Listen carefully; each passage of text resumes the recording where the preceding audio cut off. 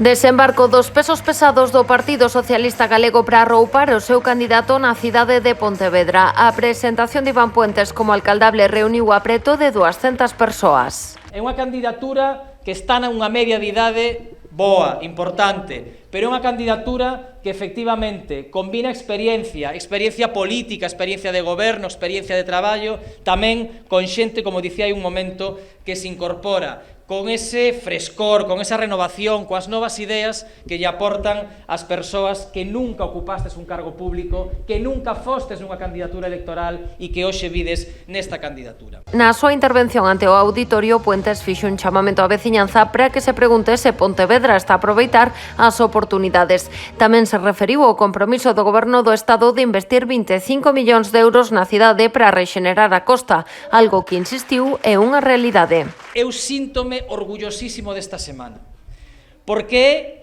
a primeira vez que me chaman encubridor en público. É a primeira vez que me chaman encubridor a min e aos compañeiros do Partido Socialista de Pontevedra por conseguir 25 millóns de euros do Goberno de España para investir nesta cidade. E resulta que somos malos por facer isto, non sabemos xestionar, facémolo todo mal e somos uns encubridores, como dicía. Sabedes cal é o problema? O problema é que non o fixeron eles. Este compromiso foi ratificado polo xa ministro de Sanidade. José Miñones defendeu no seu discurso que Puentes é a mellor opción para gobernar Pontevedra.